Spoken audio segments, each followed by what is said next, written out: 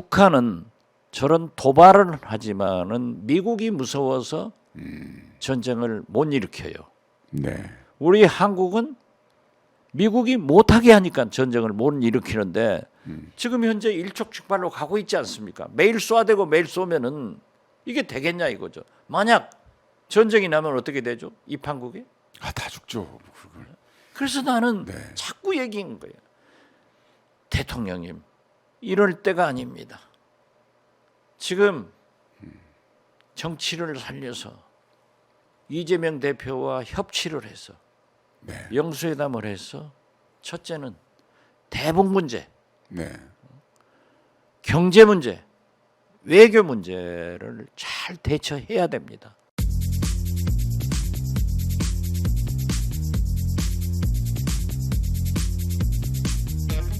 이건 총체적으로 절대 안 된다. 네, 네. 그러니까 그런다고 대통령 나가라고 할 수 없는 것 아니에요. 헌정 중단 안 되니까. 네. 그래서 우리가 윤석열 대통령이 진짜 다시 한번 생각해서 네.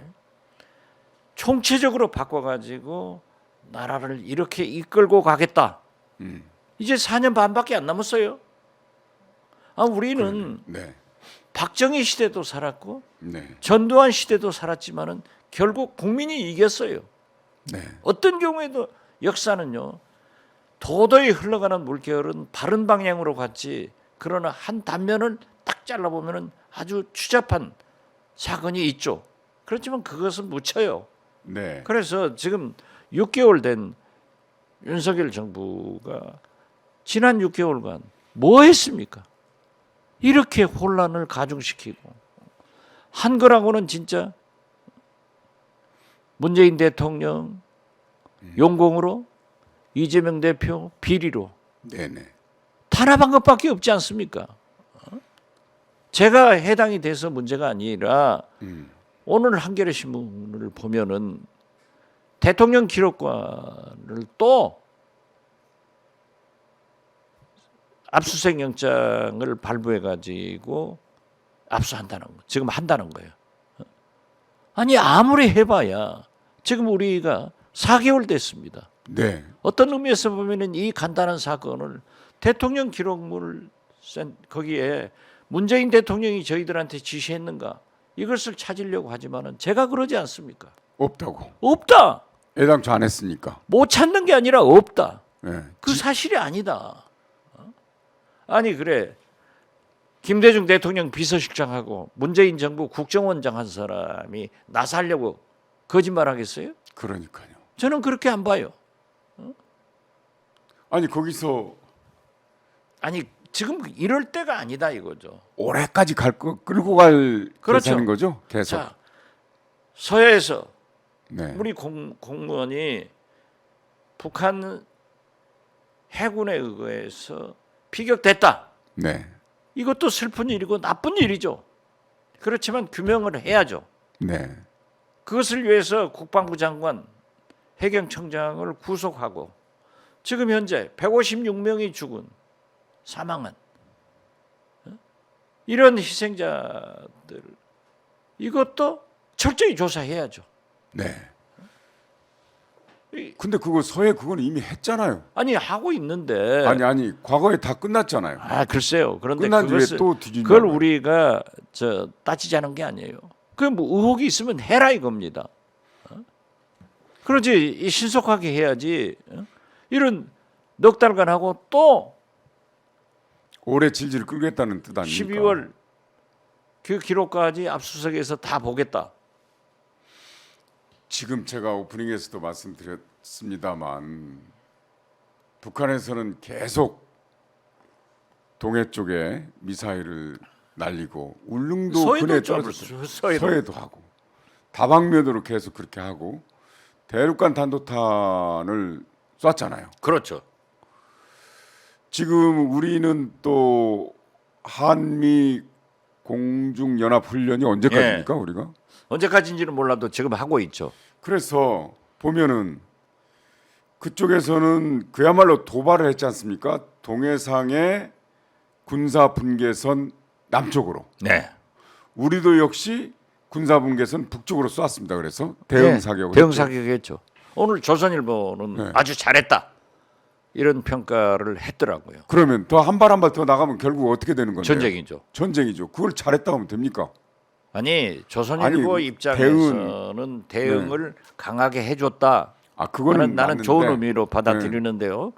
어떻게 됐든 지금 현재 어제도 포탄도 100여 발 쏴버린 거 아니에요. 그러니까요. 그래서 지금 현재 제 기억으로는 탄도미사일이 북한에서 27발인가 쏘았어요. 자, 이게 우리가 어떻게 대응합니까? 원점 타격하겠다? 원점 타격하면은 전쟁이에요. 그러면은 북한에서는 핵정책법을 개정해서 핵 관리를 김정은만 핵무기를 사용할 명령을 내릴 수 있는 권한이 있었는데 네. 이 법을 제정해서 김정은 위기 시 음. 북한도 1군단, 2군단, 3군단, 4군단, 5군단 5개 군단이 있다고. 네. 5개 군단장들에게도 권한을 줬어요? 핵무기를 사용할 권한을 위임했다는 거예요. 그러면요, 제가 아주 재밌는 게 김대중 대통령께서 2000년 6.15 남북 정상회담 하러 올라갈 때 네. 우리는 육로로 기차로 가겠다 네. 했는데 거절을 당했어요. 그런데 김정일 위원장이 김대중 대통령과 저한테 설명을 하더라고요. 우리가 대통령님을 기차로 오시겠다고 원하셨지만은 우리 철도 사정이 나빠서 대통령님이 도저히 그 철도를 사용할 수가 없습니다. 솔직하게 인정을 해요. 자기들의 예. 그리고 자기가 서해 적항로, 즉 우리 서울에서 출발을 해서 공해상으로 서해로 나가서 공해상으로 오다가 평양에서 다시 디귿자로 들어가는 거예요. 네. 왜 그러냐 하면은 38선을 휴전선을 넘으면은 군인들은 아 쏴요. 총을 가지고 있기 때문에 충동을 느껴서 총을 쏠 수 있습니다. 그러나 평양에 그 근교에 주둔하는 병사들은 우리 자기가 진위부대.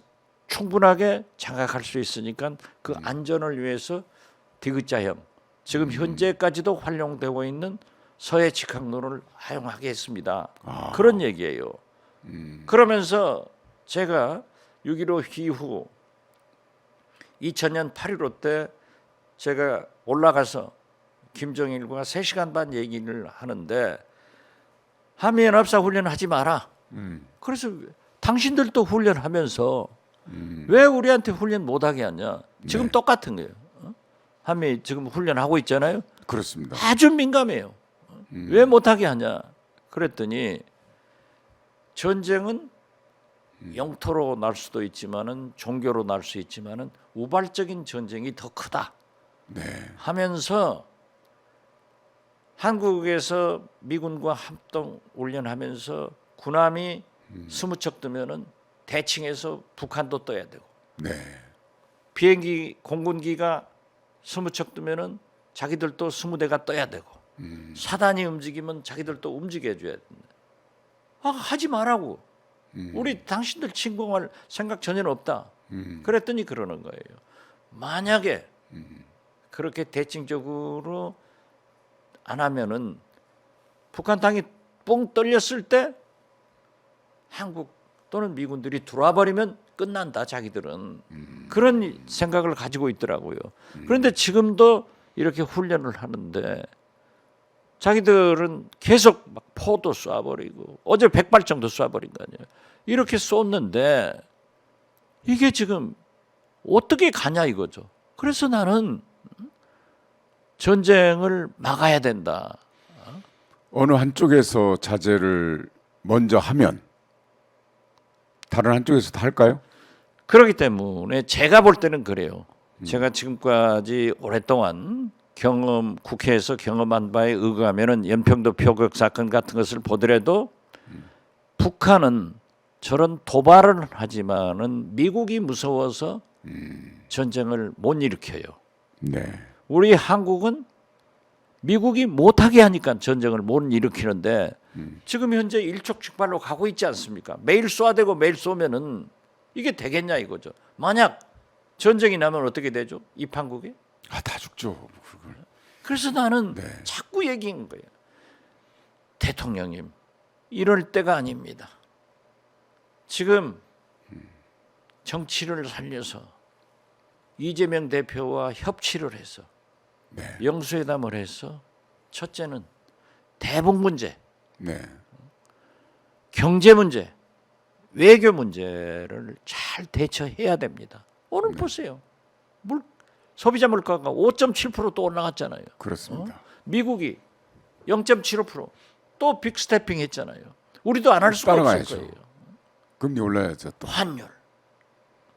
이 경제가 이런데 심지어 우리가 가장 기대하고 있었던 삼성전자가 SK 하이닉스가 어닝 쇼크가 나고 있잖아요. 이 총체적으로 문제인데 이렇게 이태원 참사까지 나가지고 저렇게 헤매고 다니면 되냐 이거죠. 대통령께서 빈소 다니시는 것 필요하죠. 달래기 위해서. 그러나 그거 가지고는 안 됩니다. 차라리 지금처럼 김건희 여사가 다니면서 김건희 여사는 진심으로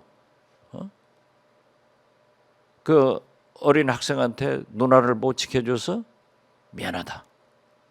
잘못됐습니다.